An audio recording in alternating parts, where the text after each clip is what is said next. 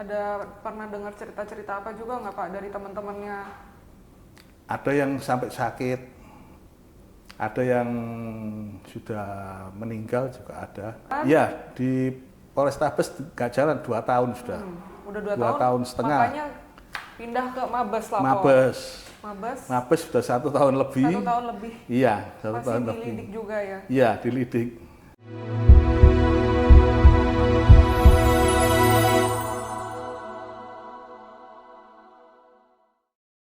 Halo masyarakat dan netizen di Indonesia, kembali lagi di Quotient TV bersama saya Pio Ruci. Saat ini saya bersama dengan seorang bapak, salah satu korban dari investasi bodong. Seperti yang kita tahu ya, korban investasi bodong ini menjamur karena investasi bodong ini ada banyak sekali di Indonesia. Dan di sini hanya ada satu orang sebagai perwakilan karena apa? Di luar sana banyak yang mengantri, tapi mungkin gak berani untuk wajah dan identitasnya diketahui orang karena akibat investasi bodong ini kehidupan mereka menjadi lebih sulit. Sekarang dengan Bapak, saya nggak perlu sebutkan namanya ya Pak, untuk menjaga privasi Bapak juga. Boleh tahu Pak kena investasi bodong di mana? Di Narada Asset Management. Ya, itu boleh diceritakan sedikit Pak, itu sejak tahun berapa? Ya. Awal mula kita mengikuti menanamkan uang itu di Narada, tapi dengan marketing pemasarannya namanya PT Infinity. Dia membawai di Surabaya Timur. Mereka menjanjikan bahwa menaruh uang di Narada ini aman karena jika reksadananya itu kalau sampai turun akan di top up. Ternyata setelah hanya berapa bulan kita ikut terjadi gagal bayar. Ya seperti itu. Dan nggak sesuai ya yang dijanjikan katanya mau top up nggak Tidak sesuai. Akhirnya banyak gagal bayar sampai akhirnya tidak bisa bayar sama sekali sudah. Tidak ada, baru berapa bulan sudah tidak ada pembayaran untuk bunga fixnya. Sempat kita tanyakan, kenapa kok reksadana ada bunga fix? Itu kita yang ngatur katanya begitu. Untuk laporan polisi sendiri udah kemana aja nih Pak? Untuk awalnya kita melakukan LP di Polrestabes Surabaya. Setelah itu 2 tahun tidak jalan, akhirnya kita melaporkan dan membuat LP baru di Mabes Polri, Bareskrim, di mana diikuti oleh 140 orang dengan aum nilai kerugian dari korban 150 miliar korban untuk aumnya. Kalau perkembangannya sendiri sampai sejauh ini gimana sih Pak? Apa Bapak ada dapat info nggak dari mereka bahwa laporannya udah sampai sini jalan atau enggak, atau kendalanya mereka di mana gitu? Ya, LP kita awalnya di Mabes ini nomornya ini. Dengan LP garis miring B garis miring 326 garis miring X garis miring 2023 garis miring SPKT garis miring Bareskrim Polri tertanggal 13 Oktober 2023. Dan sampai saat ini SP2HP yang telah kami terima itu sudah diperiksa beberapa saksi. Cuma kalau menurut kami agak lambat penanganannya, tidak bisa sesuai harapan begitu. Ada diinfokan nggak kenapa mereka?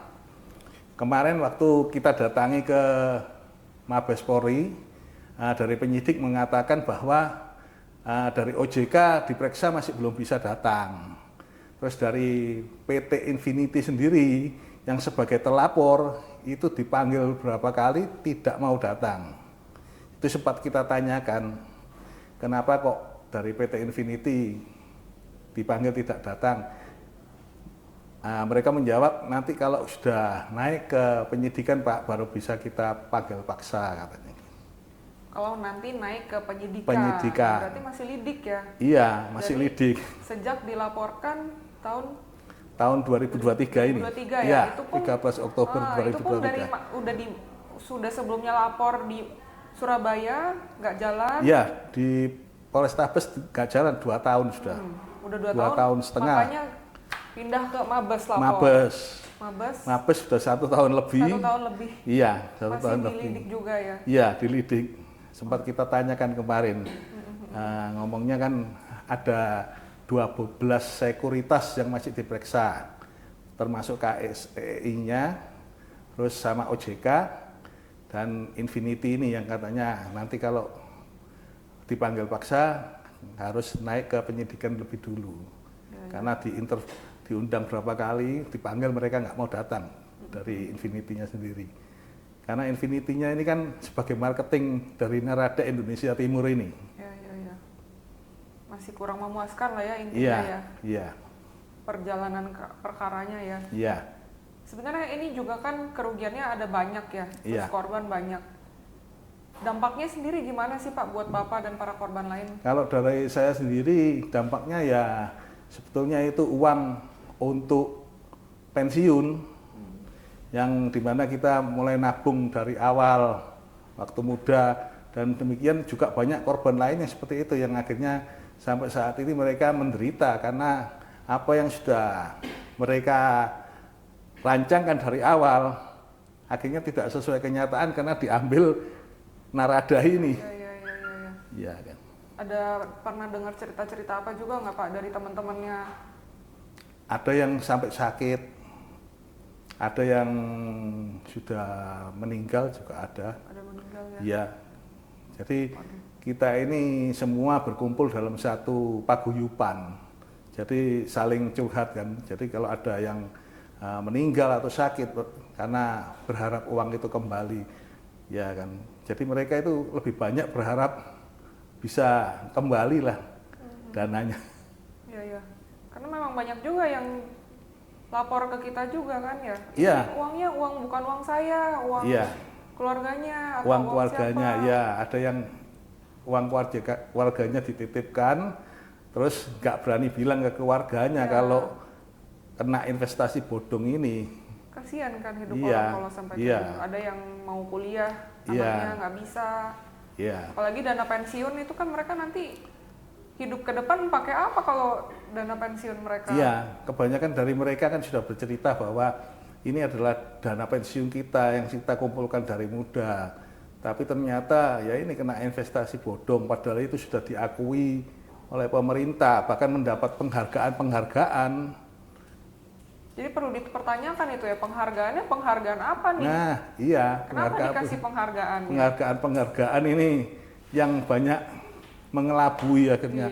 Ketika masyarakat sudah percaya, kan penghargaan itu seharusnya dilindungi oleh pemerintah. Tapi ternyata dengan adanya gagal bayar ini dari pemerintah masih kurang respon terhadap para korban-korban ini. Jadi di mana lagi kita harus mengadu begitu? Perlu dipertanyakan ini penghargaannya itu penghargaan bayar kah? Penghargaan sebagai reksadana terbaik. Jadi majalah, ada salah satu majalah, mungkin beberapa majalah yang memuat bahwa Narada Asset Management itu adalah investasi yang terbaik. Akhirnya disitulah kita ikut, karena ketika marketingnya itu memberitakan supaya kita percaya, mereka memberikan data-data itu. Sehingga kita percaya. Gimana lagi ya kita mencari keadilan kalau memang pemerintahnya juga nggak bisa kasih informasi yang jelas ini investasi terbaik atau tergodong gitu ya. Nah, makanya kita berharap pemerintah itu bisa melindungi di mana investor-investor ini yang sudah menanamkan dananya terutama untuk masa tuanya, ya kan, supaya tidak merepotkan anak dan keluarga, ternyata malah kena investasi bodong seperti ini.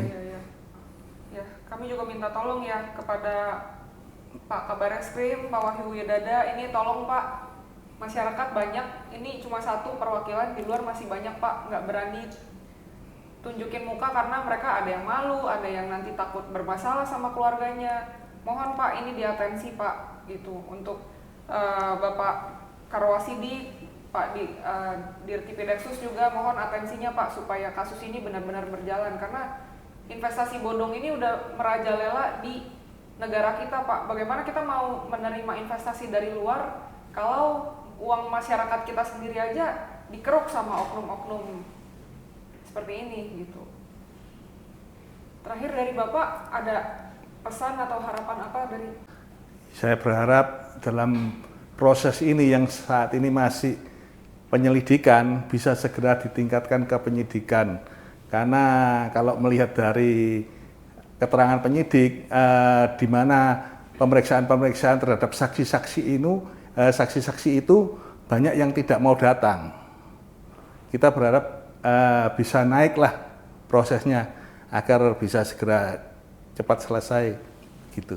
Kami minta atensinya kepada penyidik-penyidik yang di bawah Dirtipideksus untuk bisa mengatensi kasus ini dan menaikkan status dari lidik menjadi sidik ya Pak, karena menurut keterangan korban ini pemanggilan dari pihak saksi-saksi ini sulit gitu. Kalau misalnya masih lidik terus bagaimana gitu, kalau disidik kan mungkin nanti ada bisa tindakan paksa kalau misalnya memang sudah berapa kali dipanggil tapi tidak hadir gitu. Jadi kami mohon atensinya supaya bisa naik dari lidik ke sidik, minta juga atensinya ke Karwasidik gitu. Baik, terima kasih untuk para netizen dan masyarakat, mohon agar terus dukung, kawal perkara-perkara yang memang butuh atensi dari masyarakat. Salam cerdas hukum.